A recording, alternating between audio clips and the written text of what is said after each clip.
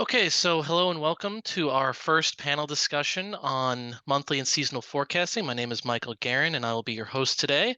I'm joined today by our two special guests. We have Dave D'Arcangelo, the Chief Meteorologist of Susquehanna International, and Matt Rogers, the President of the Commodity Weather Group, both of which have a wealth of knowledge and experience in this particular subject. So without further ado, I'll throw our first question of the discussion at Matt. And the question will be, how do traders use or monetize a monthly or seasonal forecast, if it's even traded at all by the majority of traders?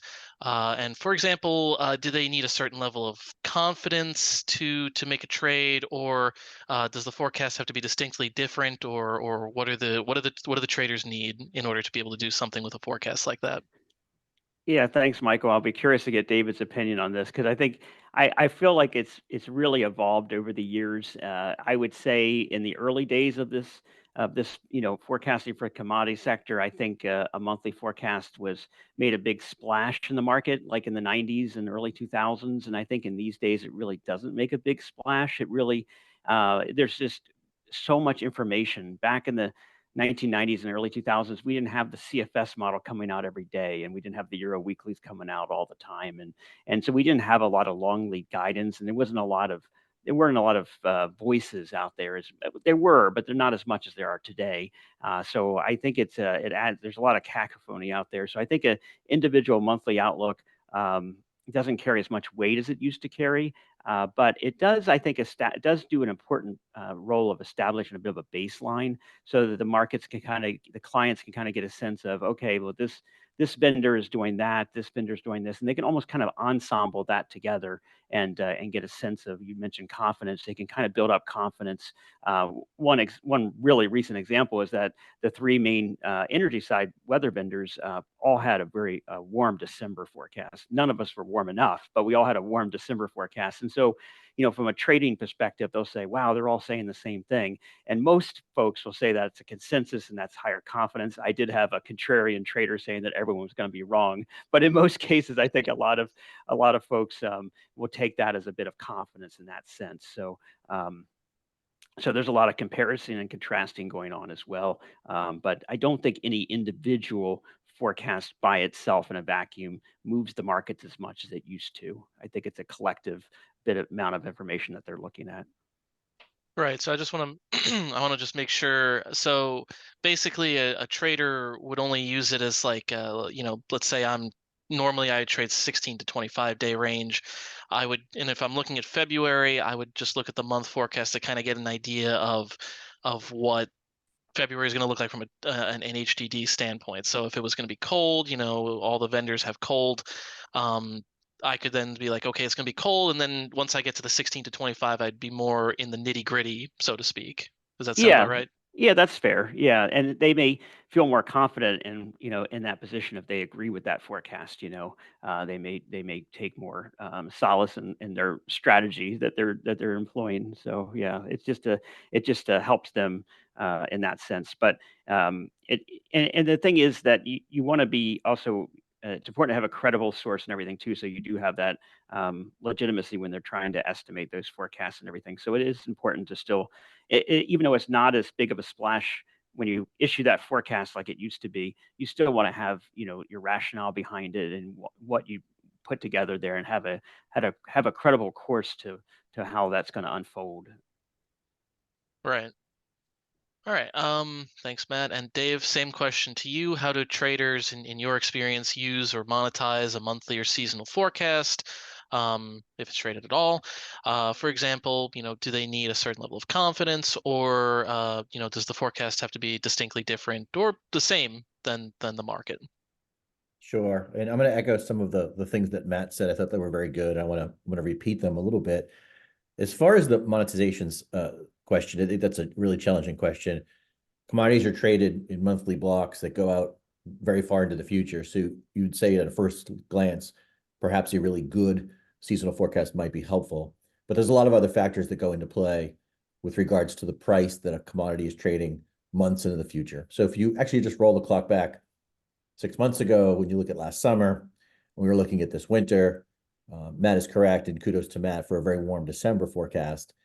It did provide more of a baseline, or it provides a bit of a template.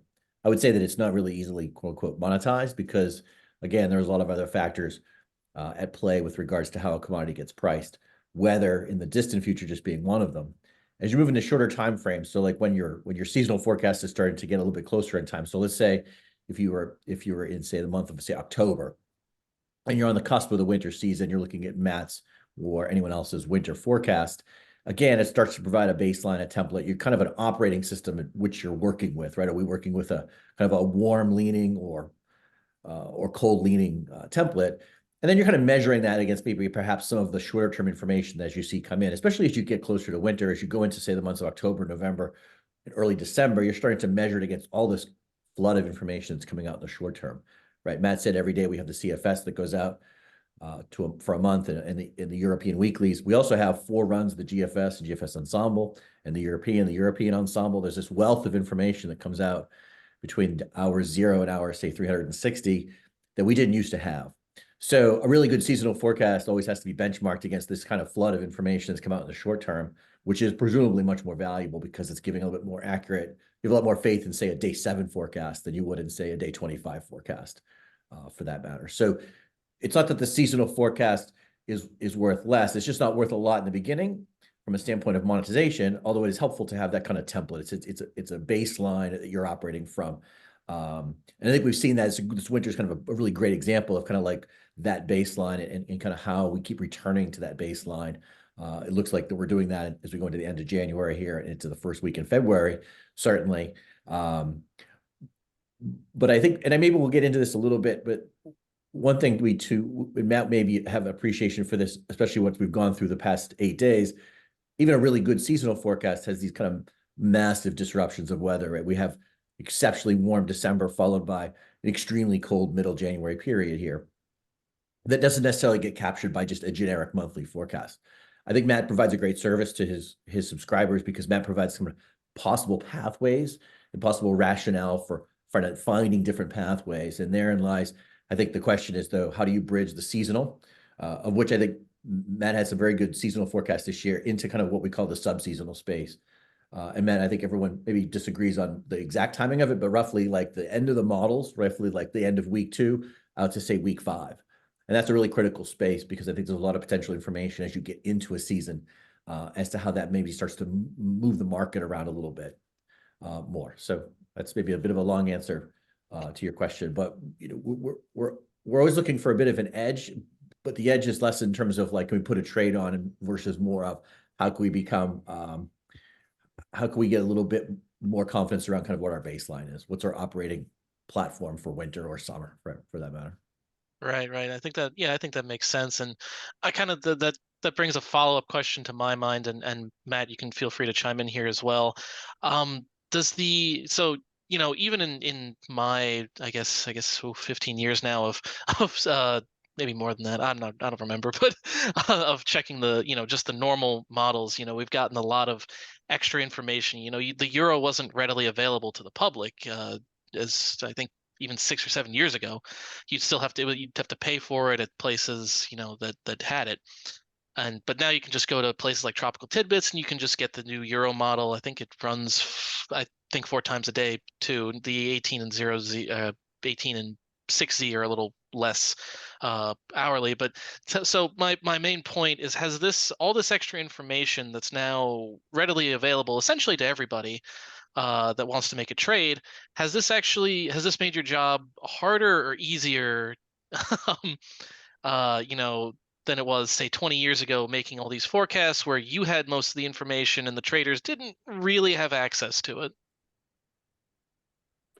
That's a good question. I think it's a little bit of both to that answer. I feel like the increased information flow has been helpful to us in terms of like getting into that subseasonal space that David was talking about, and then and also more month ahead forecasting. I was actually impressed by the European monthly outlook for January. It actually hinted at what happened here in mid-January. It actually had signs of this happening. So we're getting a little bit more, maybe a little bit more skill in some of these products that we didn't have before. And so I think it's been helpful to us having this extra amount of information. But you are correct that having it more available to everyone is an increasing challenge to some degree. But I don't mind it. I appreciate when traders want to learn more about weather.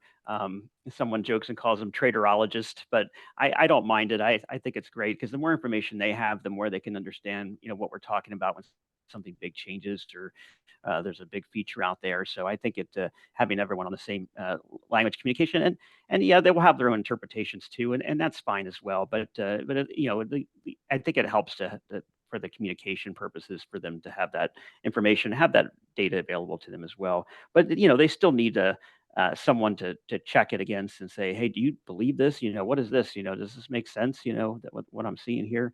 And so it's good in that sense. I think I'm always a big fan of weather engaged clients, so it's great. Yeah, that makes sense. And Dave, did you want to add any? Just that I agree wholeheartedly. I really enjoy working for customers who are weather savvy, whether they picked it up, through, a lot of perusing of Twitter or any number of ways, but an educated customer base is, I think, always more helpful and engaging. I think it challenges me. It questions some of my presuppositions regarding, weather forecast, whether it be just for tomorrow or, for a month into the future. So yeah, I really enjoy working for a challenging group that will question and be willing to discuss, kind of crack open and throw some ideas around. It's really helpful. This space is interesting because most of us work for companies, if we're working in the private space, where we might be the only meteorologist or maybe the one of a small group of people. So you don't have a lot of other professional meteorologists to bounce ideas off of and have discussion. So having educated traders, quantitative analysts, data scientists, I think was really helpful. Yeah, we hired a professor a few years ago. I think it's been 3 years now, and he's been building out educational content on our website and everything too. So we're feeding into that. We want more of that. So it's been helpful. Right. All right. So got to keep it moving. Otherwise, if I don't, we'll be here for hours. Which is a good thing, but for time on Friday. Next question, Dave, you can hit this one first. So describe your forecast methodology for February. For example, do you use dynamic guidance or analogs, etc.? And does that methodology change as a function of season? So would you use the same methodology for February as you would for, say, August? The short answer is no. Obviously, the challenges of summer and winter are very different. I'm not going to discuss February right now. We're already into the end of January here. We're looking at models that are looking into the first week in February. And so I don't want to give too much away for Feb, although people can look at the models and kind of draw some of their own conclusions. And certainly the gas market has drawn some conclusions of its own. I'm going to answer the question a little bit differently, though.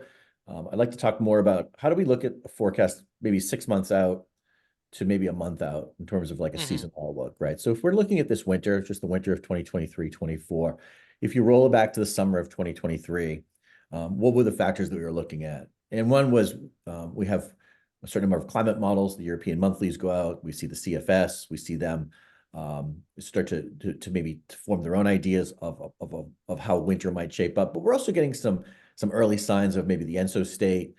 We can look at the general macro state of the oceans, right? What does the broader look in the Indian Ocean, Pacific and Atlantic look like? Can we have some ideas of what the QBO phase might be with regards to maybe some stratospheric loading potential? And these are just some things that we kind of like signposts that we're keeping in mind. From that, you can start to draw some early conclusions, right? The ENSO state last summer was already pointing towards an El Nino winter this year. And that was only just reinforced as we kind of progressed into the late summer and fall. So that once we get into the fall, we're kind of benchmarking against some of those early ideas. We can actually really see how ENSO is firming up. Thank you for sharing that screen, Dave.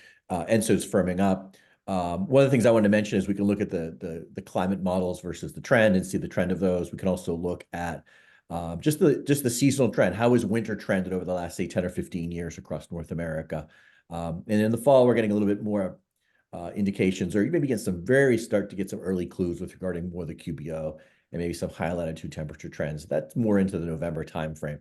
As we progress into, say, November and then into December, ENSO fingerprints can really become very predominant on the global atmosphere, and you're kind of using that as a measuring stick, right? You had this idea there was going to be a very strong ENSO. Are you seeing those very strong ENSO signals play out with the atmospheric look? You're starting to see some of the blocking trends, and then obviously then you're always looking at the medium range models in that kind of subseasonal space and looking at that, right? Matt was right. We were seeing very warm trends going into December, and then in December started to get some hints that maybe January would be a bit of a different month. And then we're starting to look at much more of the shorter term indices, right, with regards to blocking, or maybe how the stratospheric loading is looking with regards to the strength or non-strength of the polar vortex, and some of those factors as well. So that's kind of, I just wanted to walk you through that a little bit, because as you go towards the season, for us anyway, at least the information starts to firm up. And then every day, again, you're getting that cacophony of short and medium range models, which you're always kind of like looking at. The market is always reflective of that in a way, but in the back of its mind, it's keeping in a sense that seasonal outlook as well. At least that's how we're doing it. Matt, I think maybe some of that, it looks familiar to you. It's some of the things that maybe you follow. Oh yeah, you want to for add sure. anything to that? Yeah. No, it looks great. I mean, that's exactly what these are all the different elements that we're looking at as well. So this is a nice diagram kind of showing a lot of the things you're looking at when you move toward a seasonal forecast. So yeah, I'm totally in agreement with everything here. So there's a lot of things to look at. I mean, some of my colleagues do a lot more with the SST. Analoging or looking for similarities for certain things. The Indian Ocean was a big issue that kind of messed us up in the 2019-2020 winter, and we've learned a lot from that experience. And so you do start to incorporate different things that you may have learned from before. And to your about the seasonality component too, it's really interesting. In terms of the winter, you think of it more broadly. In the summertime, it's more kind of closed in a little bit. So it's more, you get more drought feedbacks, you get more soil moisture issues and things like that, because you're really not as connected to the mid latitude jet stream as much. So you can get more you can get more localized influences that are more static, I guess you could say. And in the wintertime, it's much more dynamic, and you do need to look at the Indian Ocean and all parts of the world. I think it's a lot more a broader search when you're looking at the key issues there.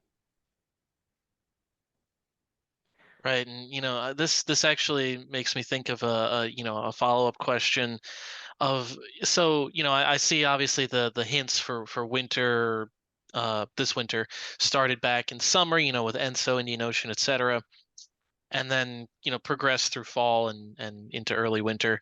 Is it this kind of the same process? Looking towards summer, obviously you can't reveal the summer forecast if you guys have them already. That'd be a that'd be a bit of a not good. But is the idea the same, where the you'd be looking kind of at like ENSO and maybe if there's like a big drought in Texas or something, you'd be kind of factoring that kind of stuff in? Yeah, and there'll be a lot of, what happens in the spring will be a nice tell as well, to see how things evolve with the precipitation patterns and everything too.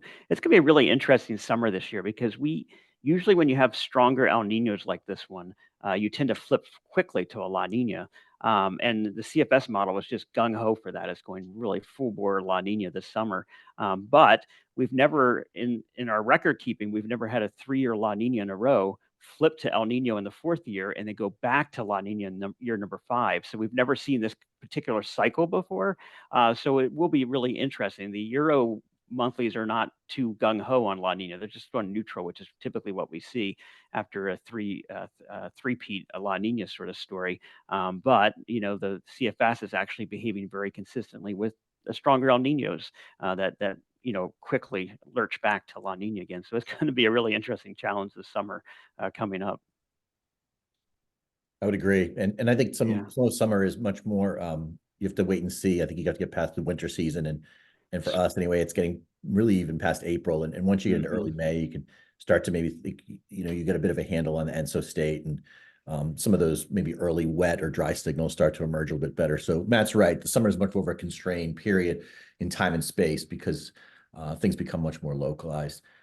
Areas of drought can persist for quite a long time. But areas of wetness can also persist and play a role. And the volatility is reduced in the summer as well, right? Like the difference between a hot and a cold summer is much more narrow than a hot and a cold winter. So I did that. Yeah, I did a study one time years ago where I was looking at which months were closest to their previous month. And of the 12 months of the year, August is the one that will most likely mimic July. So if you're getting pattern stability, August is your best month to forecast for, and because you can use persistence as part of your forecast package. But for me personally, October is my worst month to forecast the month ahead because you guys do HDDs or CDDs and stuff for your 16 to 20 day, and it's like October, they're all stacked at the end of the month. So you're sitting there in mid to late September trying to figure out what that fourth week of October is going to do, because it really does come down to that last week. I've seen months where you get a warm October correct, but then you get a cold outbreak on October 28th, and all of a sudden your HDs just blow up. So it just really, I always hate October. So, but it's a challenging one. I'm gonna add on to that. I disagree. I just like both fall and spring. Yeah. They both provide unique challenges. Yeah. Not that winter is easy, but the fall months are challenging as well because you've got a lot of tropical involvement as well around the Oh globe. yeah. Yeah, that's And true. then so Extra, really extra. September and October can be particularly challenging because of the tropics. And spring is also a challenge, right? You've got remnants from late winter, and the kind of debris from a winter season that kind of can have a hangover period into April. May shows nothing like that. But May also is Yeah. not a summer month anymore, obviously. So it is both shoulder seasons present pretty unique challenges. Yeah. Yeah. Yeah, that's I almost want to ask a couple of follow-up questions, but I need to, like I said, if I start doing that, then we're never gonna get finished. Um so next question, I'll throw this one at Matt first. So how does your it's kind of similar, so maybe we'll have some time at the end, but how does your methodology differ from a monthly, seasonal, and a medium range, say 16 to 25 day forecast?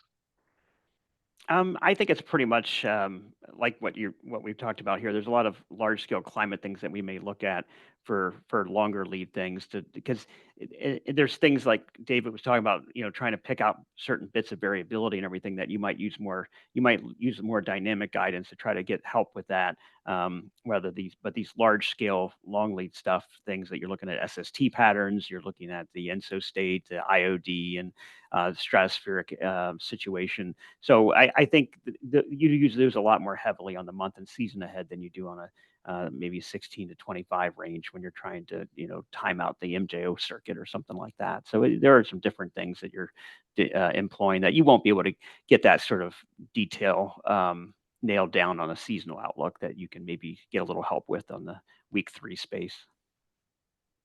Right, right. I think that makes Yeah. sense. And Dave, I don't know if you'll have anything different to add to that, but No, that's very true. And in the subseasonal space, we can start to use things like that MJO piece, and that's a big component as well. You can get some sense of that circulation and the timing of that. And that can be an assist.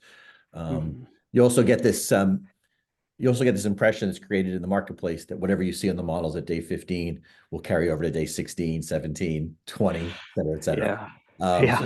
there tends to be a little bit of biasing that goes into a play because you're starting to get some what we think is peaks at the weather, so to speak, at the end of week 2. Not that that's always right. It's obviously frequently wrong.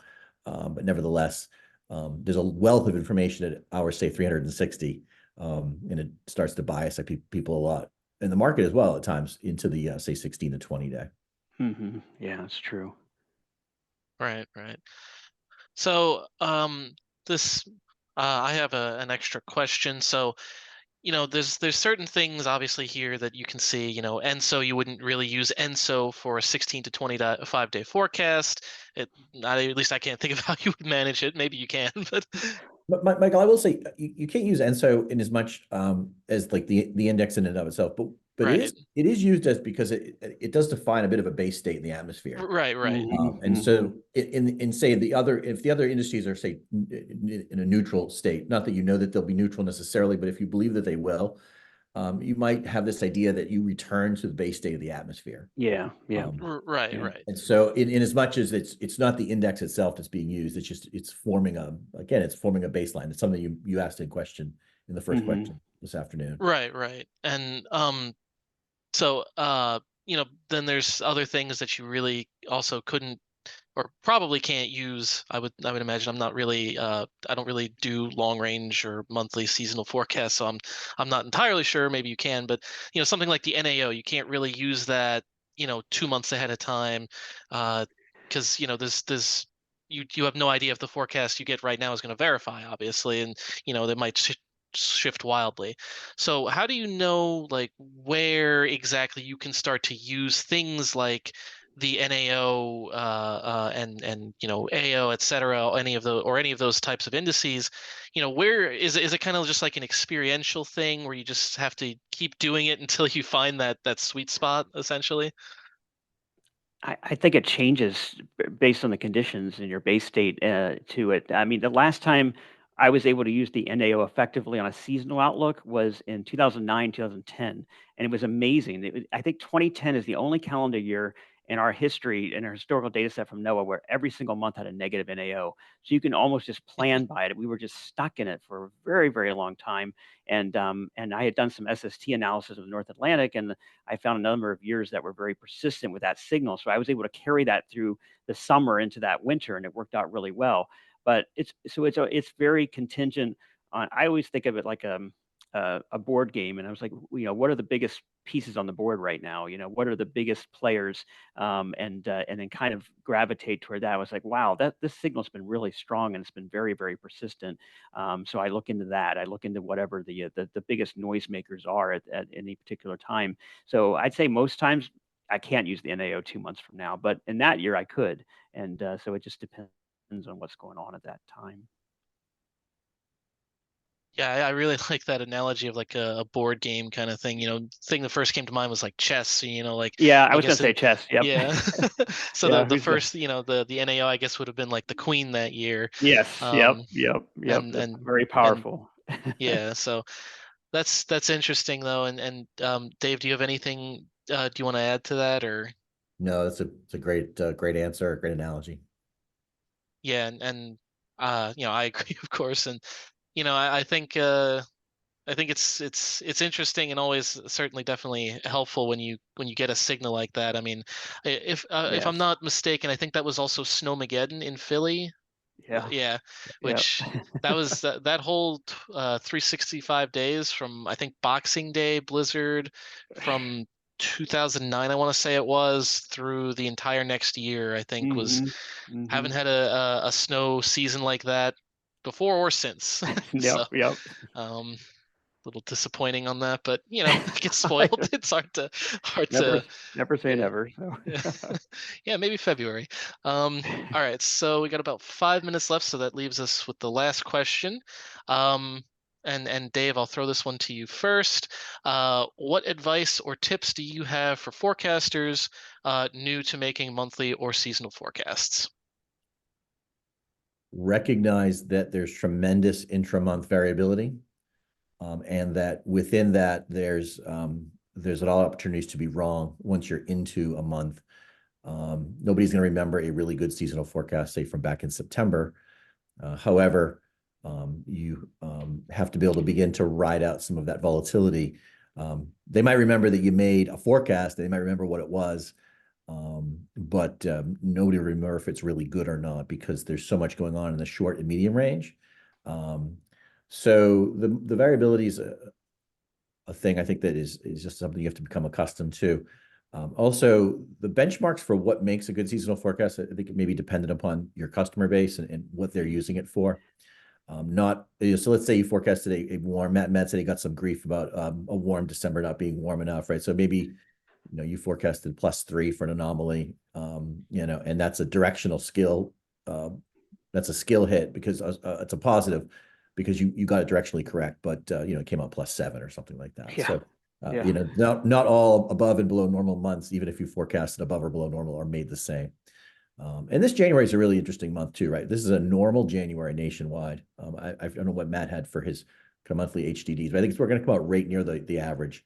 But inside of that came I think, Matt, correct me if I'm wrong, the 4 days from Sunday to Wednesday were the coldest 4 days nationally on a population weighted basis since Yeah. 1989. Is that true? Oh, I don't know about 80. Well, it could be because it is right around the climatological peak of the winter. So it has a Mhm. good opportunity. We were in the low, in terms of our gas weighted HTDs, we were in the low 40s. That's pretty impressive for 4 days to have that. So yeah, Yeah, I think it could be true. Yeah. sure. So one interesting thing about the seasonal forecast, and men, I think maybe have an appreciation for this, is that we're finding that in this kind of new modern climate regime, you're still getting tremendous volatility. That's I think it's something that we're finding I'm finding a little bit off, a bit challenging. Right, we've Yes. had some extreme cold outbreaks in the last three of the last 4 winters, and those winters averaged out to be pretty mild overall nationwide. Mhm. But these exceptional cold outbreaks are really, putting a bit of a bit of a dagger in some of these monthly outlooks, even if not the seasonal. It's very true, yeah, and it's like, we're just not getting the traditional 4 to 6 week pattern cycles like we used to have, and so instead you get these really intense, like, cold events like you're talking like we had in December 2022 and February 2021, and they'll last for about 10 to 10 days or so, and then the warm up behind them is just, really amazing, and more traditionally, you would get a pattern setup like this reminds me of the '06-'07 transition where we transitioned in mid-January to a colder pattern, and we stayed colder for about 6 weeks, mid-January to the rest of February, and this is a situation where we kind of made that leap, but it didn't stick, and we went right back into that El Nino base state, going in next week. So, yeah, it's a different climate environment. It really is. It's not the one we were looking at before, it seems. So it is challenging, and to capture that noise inside of a month is really challenging, yeah. Yeah, and we could spend another entire Yeah. hour discussing just as to the reasons as why that might be, but Yeah. for the purposes of this video, we won't do that. Any final pieces of advice from either of you for new monthly or seasonal forecasters? One quick thing, when we had our bad bust in the 2019-2020 winter, some of the clients talked to us about the idea of presenting scenarios, and I find that we find that's very helpful. So what we do is we'll put out our best month ahead forecast that we think is going to happen, but then we're going to say if we're wrong, here's the issues that you need to watch that'll make it a lot warmer than what we expected. Maybe the atmospheric response to El Nino is a lot stronger than what we expected. Watch that GLAM index, all these things, and then here's a scenario that can make the forecast a lot colder. And it does seem like maybe a bit too much of an ultimate hedge, but you still are making your call. You're making an official forecast. This is what we officially wanted to happen. But just to give them options to say, because it maybe there's another meteorologist looking at that is agreeing with that one other scenario that you just presented, and they can kind of see if it's the same rationale, and maybe they like that forecast better than the one you gave. But giving them those options, I think, is helpful, and they've really taken to that idea, I think so. So don't have to give them one answer. You can give them multiple answers. Dave, did you want to? No, I think that what Matt has done is very helpful, right? Because while we all want to make the right forecast, we have to recognize there's a distribution of possible outcomes. Yeah. And I think what Matt is getting at is actually a bit of we're kind of trying to go towards there. Maybe AI helps us get there. Maybe machine learning helps us get there. But what is a realistic distribution of probable Mhm. outcomes for a month or season ahead? You can even do the same thing for a shorter term forecast. But I think there's really a huge challenge in the marketplace is still starved for information from the standpoint of what's the probability look like? What's the distributional outcomes look like? And Yeah. Matt has provided that with some of his situational. I think that column signposts. We talked about them here is kind of like what are the signposts that you can read Mm. as you enter a month or a season. And Mhm. Matt provides that with some of his, he may call it hedging, but I think it's the proper Things way. to watch Because, for. Yeah. yep, Mhm. absolutely. So Yeah. I think it's the proper way to get at what would be what you know if we're it's the question of I guess it goes back to when we're wrong, how are we wrong? Uh, Yes. Yeah. and and Yep. and and Yep. that's a Yep. really smart. I think it's a very smart way to go about it. Yeah, and I certainly, at least if I know if I was a trader, I would like to see something like that. It's like, okay, there's a 60% chance it's going to be warm because of these reasons, that there's also a 40% chance it could be really cold because of these reasons, or whatever, however you want to divvy up the numbers, doesn't really matter. But um, yeah, I think that certainly, to me anyway, is a really good way to present a forecast, because now the trader in front of you, if he gets mad, it's like, you didn't say it was going to be cold. It's like, well, actually I did. I mean, like, and we still say we're wrong when we're wrong, that's for sure. Right. And we do our verification and everything, but at least we have, like David's saying, the routes that will take us in the wrong direction, so they can watch those as well. Yeah. All right, and unfortunately, that's all the time we have for today. Dave, Matt, I'd like to thank you both for joining us today. I thought you provided some really great insight into a lot of these questions we presented, and we hope we can have you both back in the future for another one of these discussions. Obviously, there's still plenty more to talk about. Always. So thanks everyone for watching, and we'll see you next time.